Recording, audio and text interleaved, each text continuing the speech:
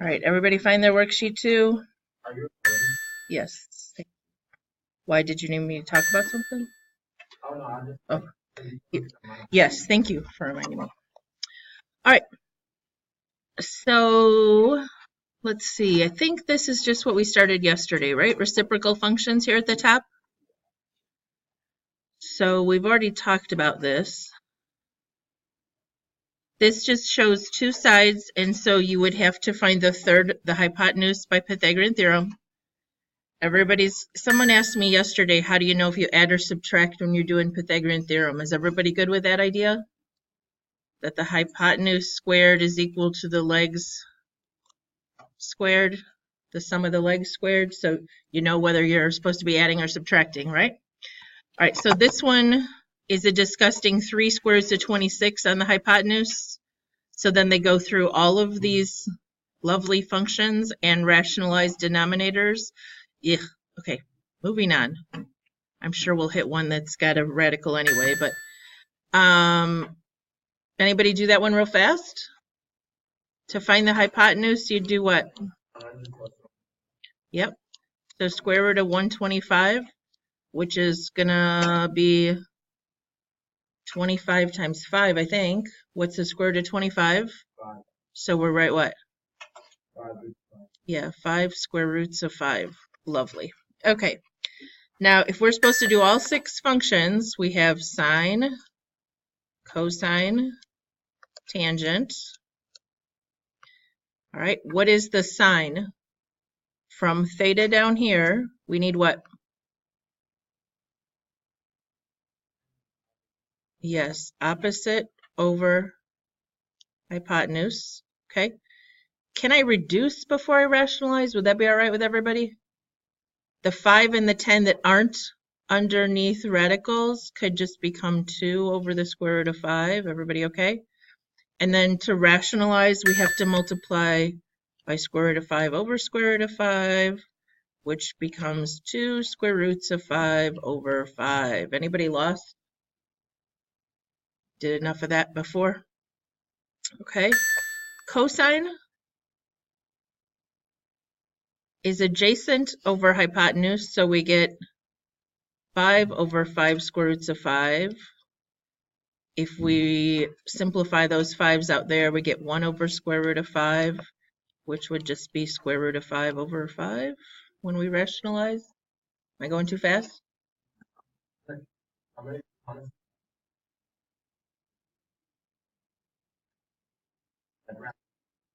You have to rationalize, and it has to be reduced. Yes, yes. Tangent, I think, is easier, right? Opposite over adjacent is just 10 over 5 or 2, or 2 over 1. I don't care if you want to leave it a fraction, just so it's reduced. All right. Now, when we go to do the reciprocal functions, if you've shown your work, in my mind, these are easier, because when I go, what's the reciprocal of sine, guys? So we need the cosecant, but the cosecant flips this guy right here, right?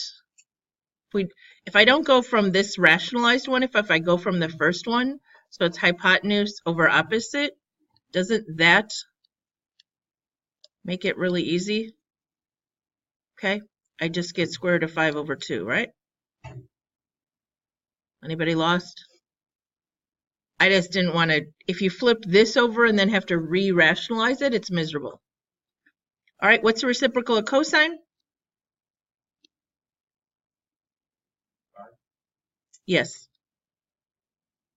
Because if you flip this over or this one over, you'll have just square root of 5. Or if you go up here and you do hypotenuse over adjacent, you get 5 square roots of 5 over 5, which is just square root of 5. And what's the reciprocal of tangent? Cotangent, which is 1/2. Yes, good job. Okay. Do we need to do more practice on this, guys? Did anybody say yes? You sure can. I don't think this one's quite as ugly, but just for practice, tell me this at least. 7 squared plus something squared equals 19 squared. So I would just type 19 squared minus 7 squared, and that comes out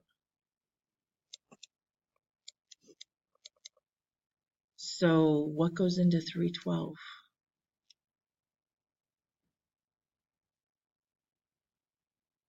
3 does, how many times does 9 go in there?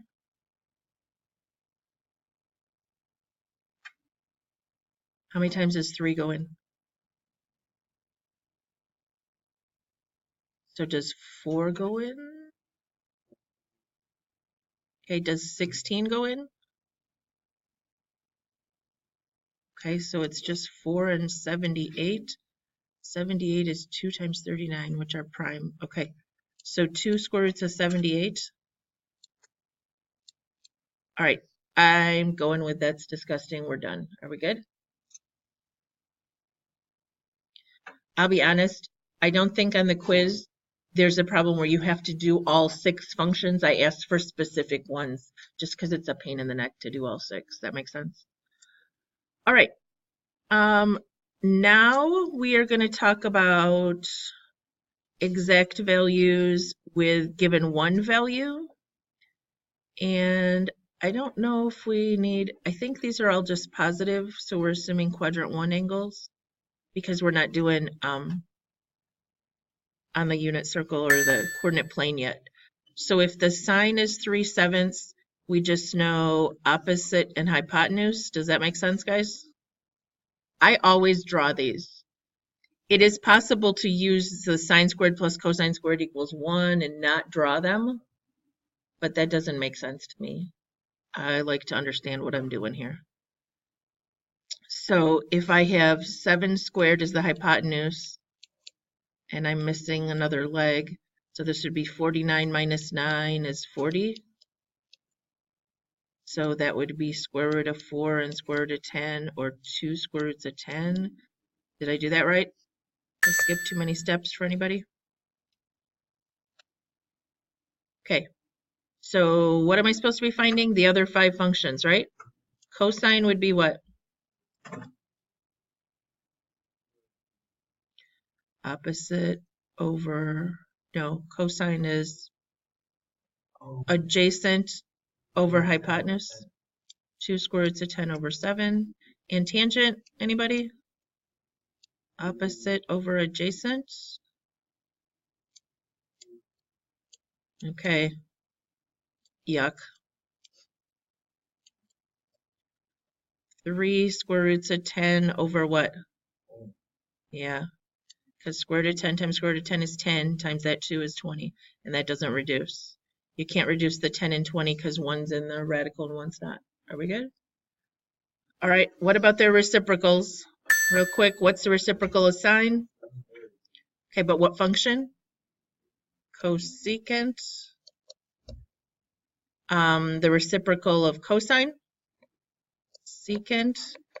Okay, then we get 7 over 2 square roots of 10, or 7 root 10 over 20. And the last one, reciprocal of tangent would be what?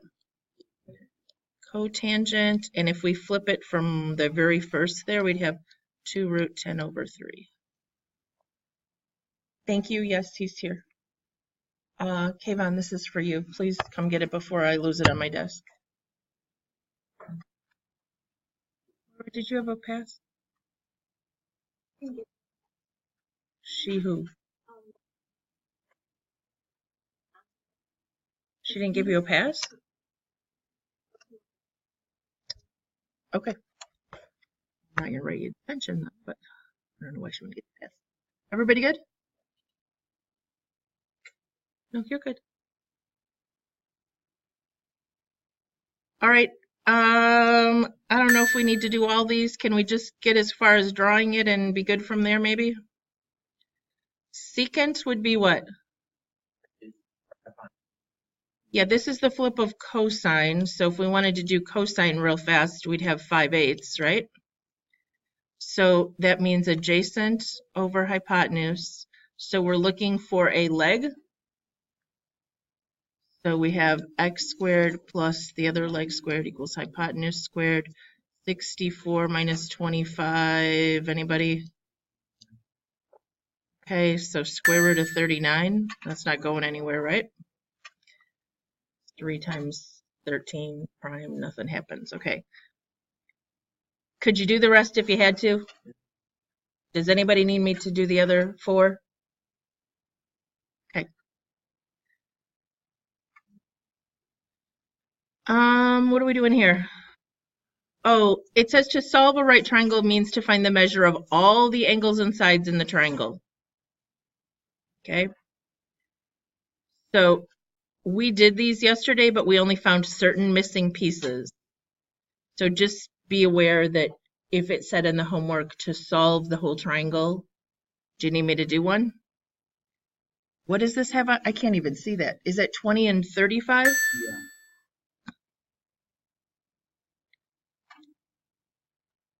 So what else do we need to find? Do you remember this business, guys, that they refer to it by the capital letters are the angles and the lowercase across from them have the same? Okay. So we need little side A over here, which they did Pythagorean theorem for us, didn't they? Oh, they rounded? Really? Does square root of 825 simplify? 25 has to go in there, doesn't it?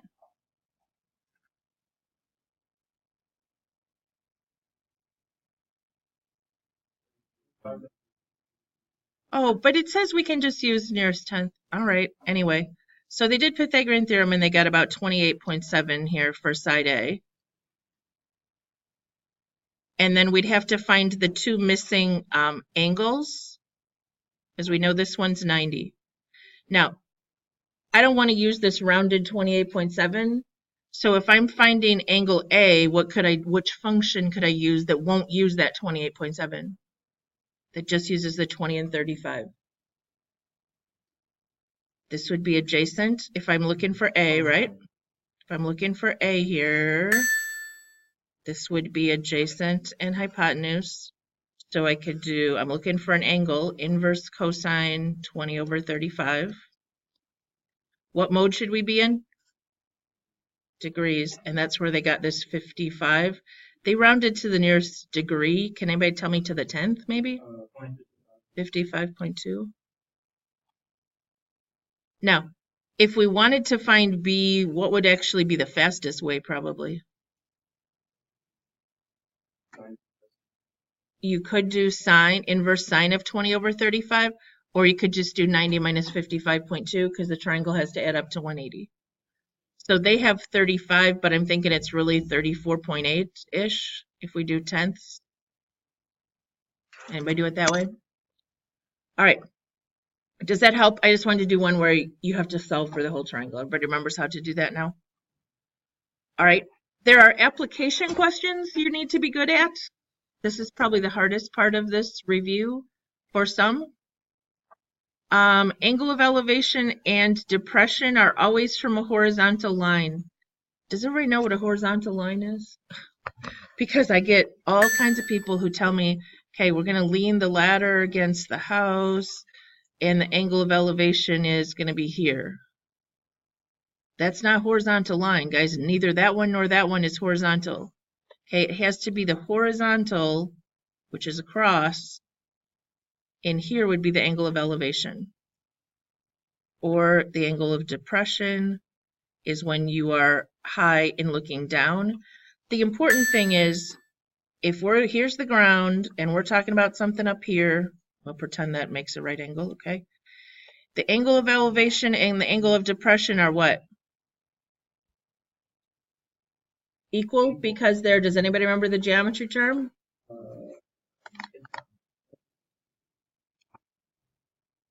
Makes a Z. Alternate interior angles. Yep, alternate interior. Corresponding is when they have the same position like this, okay? So corresponding would be like this one down here and this one up here.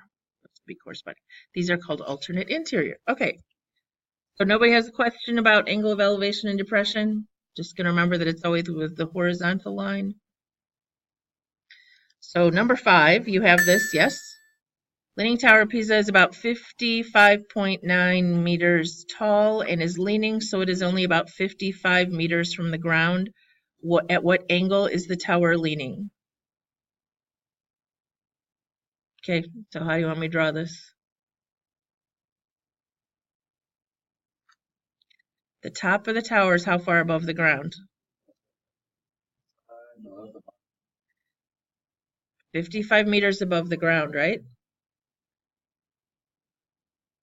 So it's leaning a little bit is what's happening here. Here's the building, okay? Put a door and windows, even though I don't know if it has door and windows, but that's the building. Okay, so the height is 55 meters above the ground, but the actual side of the building is what? Yeah, this is the 55.9. Okay, so they climbed up the 55.9 and dropped down the tape measure, and it measured 55. So where do you want to find the angle?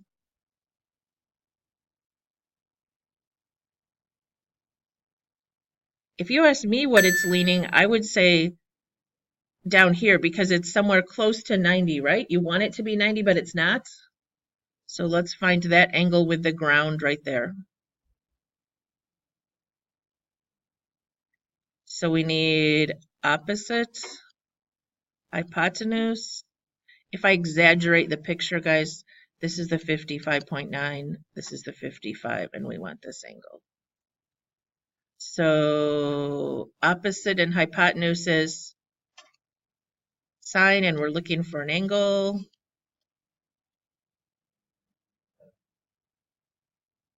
Someone else get that? Okay. So almost 80 degrees.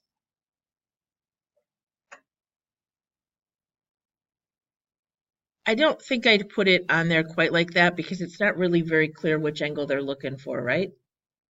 Because if you told me it was 10 degrees off of where it should be, that kind of makes sense to me, or it's leaning at 80 degrees. So that one's a little vague to me. All right, a submarine is 250 meters below the surface of the ocean. Okay, so I'm thinking that means straight down 250, yes? And begins to ascend at an angle of 22 from the vertical. Now, this is not from the horizontal. So he's the submarine guy. I can't draw a submarine. Let's see, little periscope. Okay, he's going what? Towards the surface. Where's the 22-degree angle? Yeah, right down here at the submarine. So my picture is not accurate at all. That does not look like 22 degrees. But how far will the submarine travel before it breaks the surface of the water? Okay, where is the submarine traveling? Is it, we want this distance? No.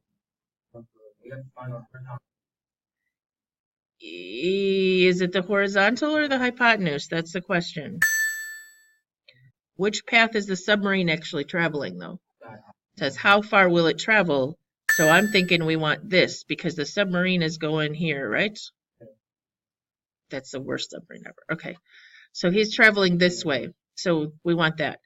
From the 22-degree angle, we know adjacent, and we're looking for hypotenuse. So we want which function? Okay. Cosine of 22 degrees equals adjacent over hypotenuse. So what do we have to type? Yes, 250 times 1 is 250. And then we'd have cosine of 22 times x, so we need to divide that by the cosine of 22.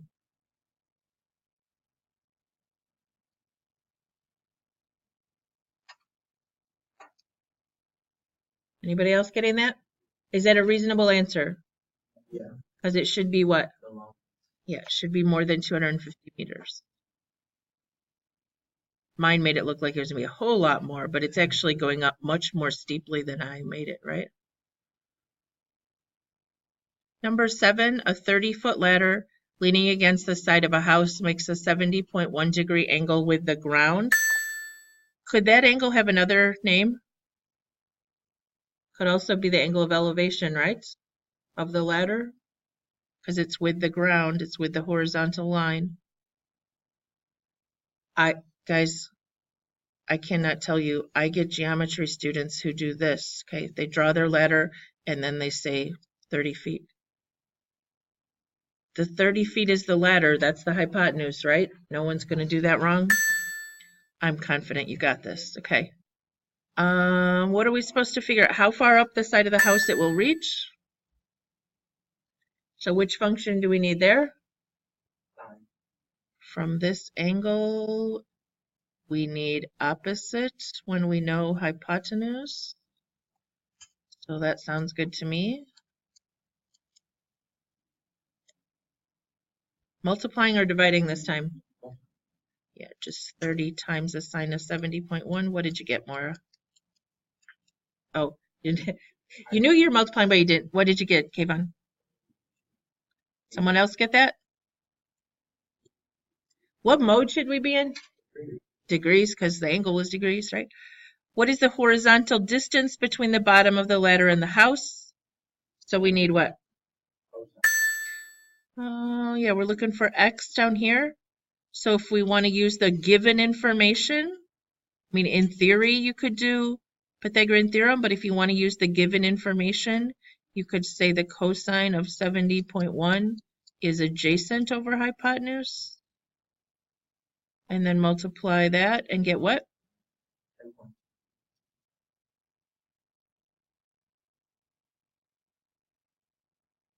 I don't know why I used x twice. That's not good, Hofbauer. Should be a y, maybe. Just so we don't get confused what in the world I'm doing. And it was 10 point what?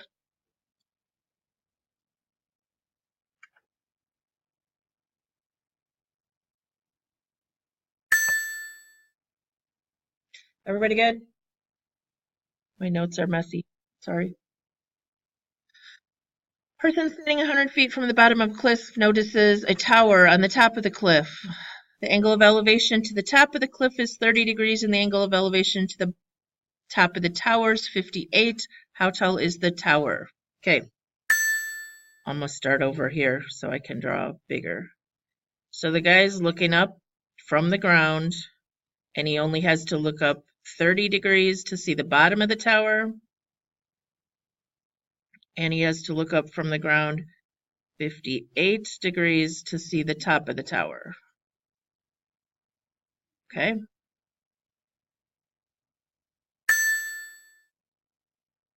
We want this, how tall the tower is. But if we're not going to use law of sines of cosines, some of you who just came from trig are thinking, well, let's just do law of sines and cosines because that'd be way easier, right? I agree at the end of this unit, but we're going to learn it very soon. But if we're not using that, we have to use the fact that we have two separate right triangles here. We have one little right triangle that has a 30. By the way, he's 100 feet away, so this is 100. So what can we find with the 30 and the 100?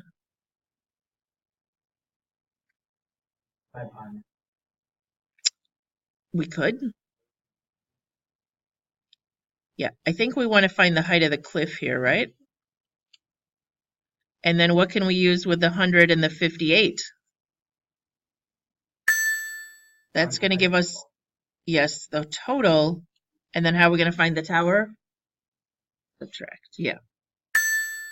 If we're only using right triangles, we're going to do the little right triangle. It has 100 and a 30 and an x, which would be tangent of 30 equals x over 100. Can anybody find x for me?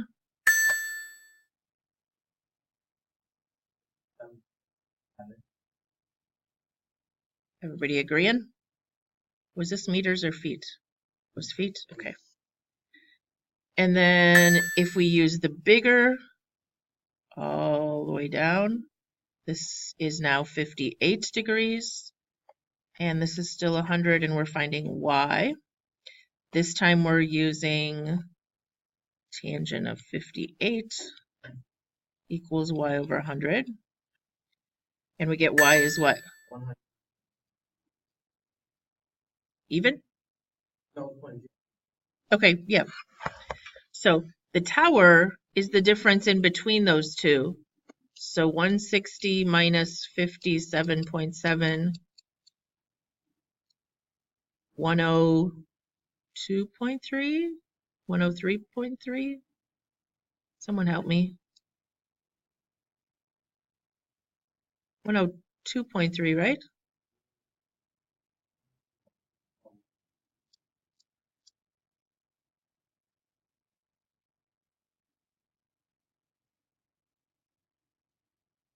We good?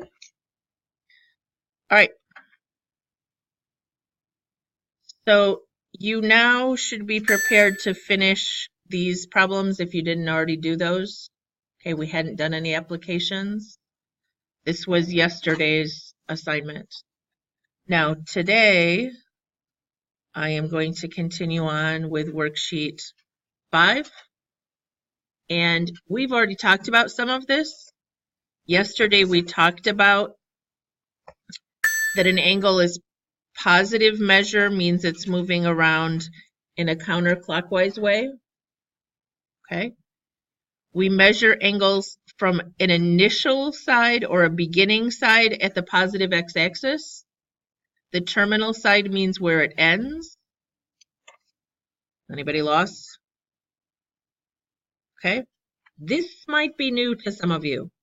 You just came out of trig. Did you do degrees, minutes, and seconds in trig a little bit? Okay.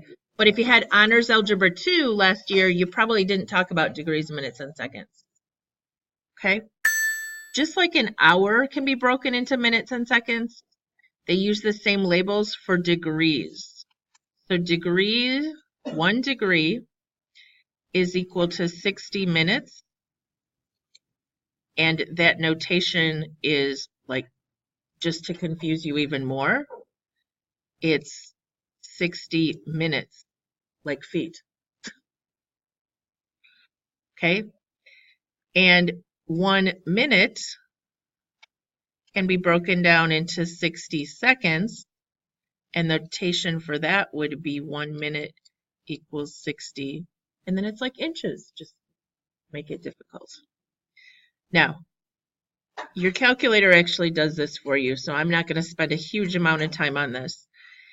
In the past, when I looked at this kind of question, this is degrees. If I want to make it degrees, minutes, and seconds, I would say it's 56 degrees, and then that 0.735, I would have multiplied by 60, which would have given me 44.1.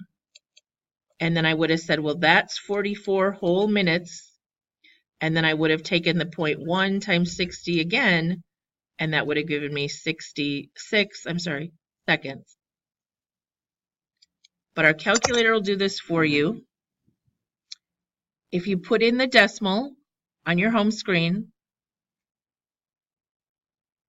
56.735, did I remember it right? 56.735. And then it's under angle menu. Do you see it anywhere? Is it second apps? Thanks. I can't read that.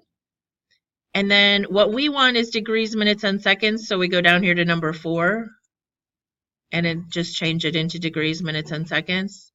And you get 56 degrees, 44 minutes, and 6 seconds. Everybody good? Okay. The other direction. This gets a little confusing for students, that we used to anyway, because I would have done 5/60 and 28. Now, how many seconds in an hour? Not 60. How many seconds in an hour? Yes. So how many seconds in a degree is 60 times 60 or 3,600? So this is the way I learned to do it. And I still think it's faster than finding all the buttons on your calculator. But if you're given this and you want to do it on your calculator into a decimal, let me show you where they all are. What was it, 32, guys? Oh, you don't have this example? Okay. It's 32,528. 32, go to the angle menu and put the degree symbol. And then it was 5. And then we need the minute, so it's back at the angle number 2. Okay, now this is confusing. The other one is a quote, okay, like inches or a quote, and it's not in the angle menu. because the quote is used all the time in programming, so it's actually on the home screen. It was 28. Does anybody see it? Yes, it's above the plus there. There's a little quote. And that one doesn't come out nice. It's 32.09111. Okay. All right, so can you do these two real quick? Do you have those two on your notes? So I'll go through them really fast. It was 213 point what? 875, and then it's second angle number 4. Oops.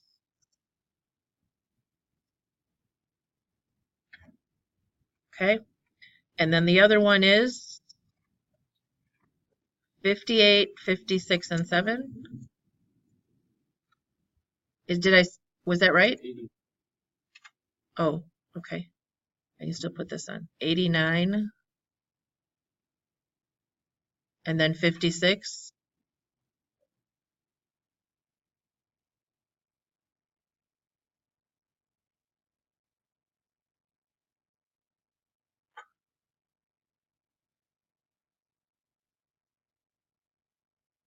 All right. Any questions? 2, 13, 52, and 30. And 89.935 we'll go with. Degrees. Yes. If it doesn't come out nice, that's fine. Okay. If I don't specify and you put more, I won't complain. Don't round to the nearest tenth though, because then it's not equivalent probably. All right. We went through this. If you weren't here, you can see on the notes there. All right. Measuring angles in degrees is appropriate when applying trig to solve real-world problems. For other applications with trigonometric functions, it's a problem because degree has no relationship to a linear measure. Remember yesterday when we talked about a radian is really the length of a radius. If we measured this and laid it along here, this angle is really related to a linear measure. So we cannot use degrees easily, okay? In using all the formulas we're going to talk about today, you need to be in radian mode, okay? Notice that as long as the arc length S and the radius R are measured in radians, then the relationship is just S equals R theta or S equals R when it's 1 radian. So this definition, this is the definition of a radian measure, but we're going to talk here. Just kidding. Okay, they're not ready to talk about arc length yet, my bad. So we already talked about what a radian was yesterday, and we covered how to convert back and forth. Is everybody okay? If I don't spend more time on angles to radians, degrees, okay. We also talked about coterminal yesterday, right? We talked about when n is an integer, if you wanted all the coterminal angles, you would take the angle plus 360n, or I do plus or minus 360n. And if it's in radians, same thing, plus or minus 2 pi n, where n is any integer. All right, identify all angles. So this one was 45 plus or minus 360n, negative pi over 3 plus or minus 2 pi n. So what are we going to write for these? You have these. Because it says all, we're going to write what? Negative pi over 2 plus or minus. Why not 360? Yeah, this is in radians. There's no label there, it's radians. Okay? And we're supposed to write where n equals any integer. I'm not going to make you write that, but I just going to do it on the notes here. Okay, this one is degrees. What if I had said I want 1 positive and 1 negative? Could you have done that? Remember how to do that? Yeah. Okay, that was on yesterday's. So this one, though, was 135 what? Yep. Again, where it's any integer, and this one would be what? 2 pi n, where n is any integer. Can I just move on? We're good. Talked about this yesterday. All right, arc length.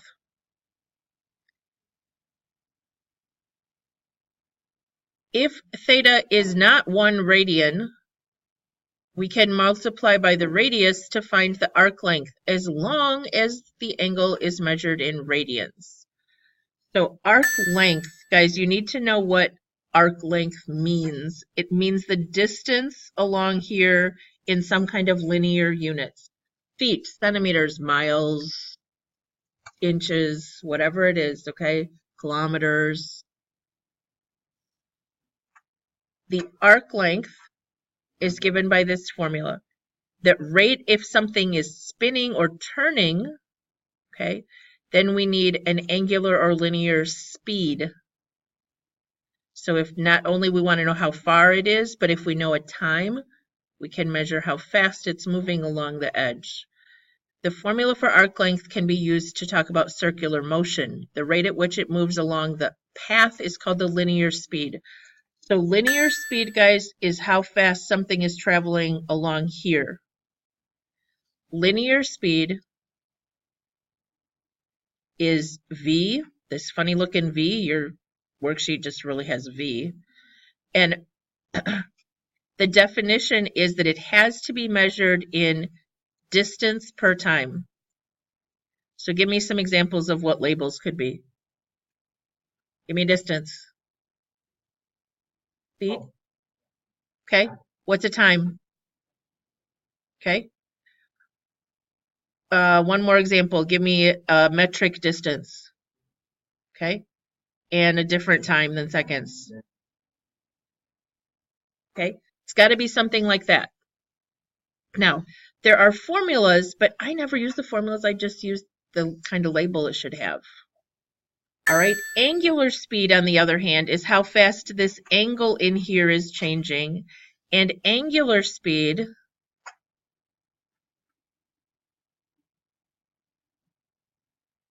has to be in radians per time.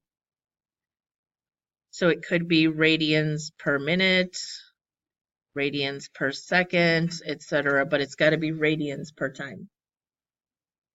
Any questions?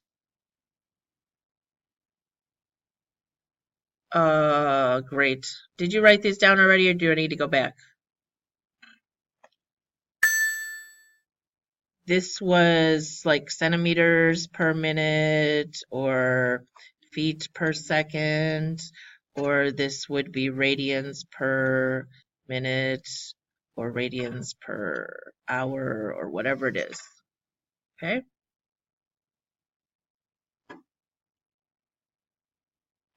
This says determine the angular speed and linear speed if 8.2 revolutions are completed in 3 seconds. Okay, they're going to do this to us all the time. 8.2 revolutions tells us what? We need to change it so that we know a distance. Yes. Okay. 8 revolutions is not anything. It helps us find the theta in radians. Okay. So 8.2 revolutions needs to be multiplied. 1 revolution is how many radians? 2 pi radians.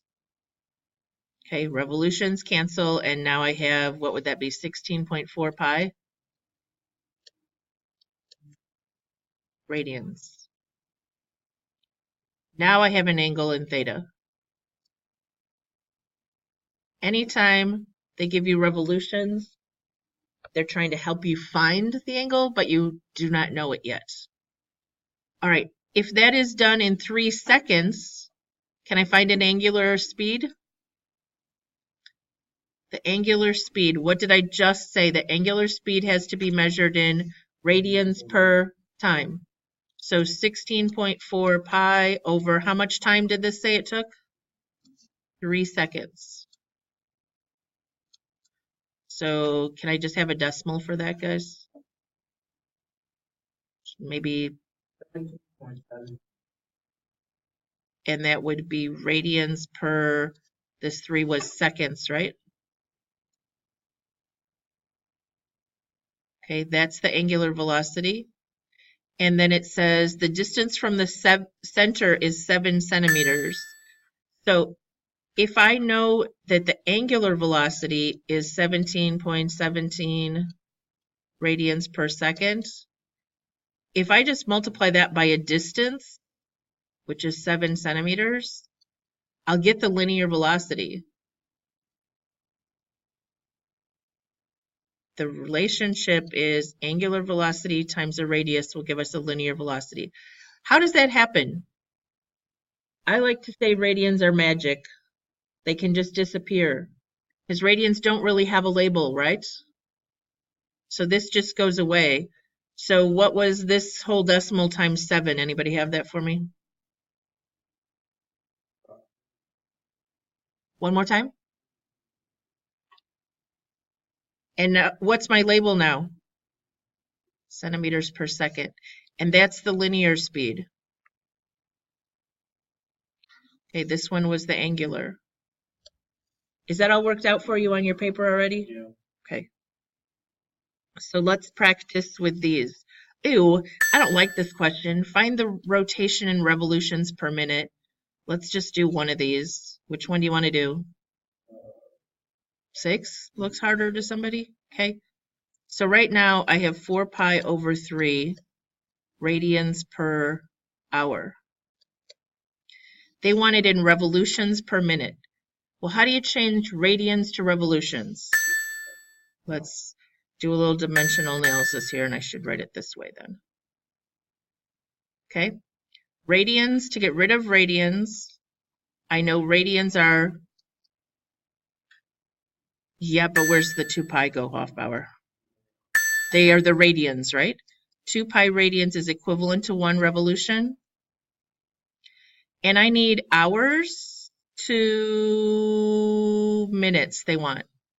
So I need to get rid of hours. So I'm going to write it where? It's already on the bottom, so I need to write it on the top. And 1 hour is 60 minutes, and that'll go in the denominator. All right. This is a little tricky because if you don't include parentheses down here, you're going to have a mess, okay? I would normally tell students multiply all the way across the top and all the way across the bottom and then divide.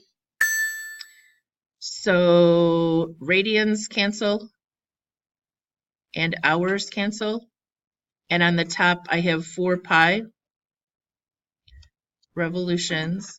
And on the bottom, I have 3 times 2 pi times 6, which would be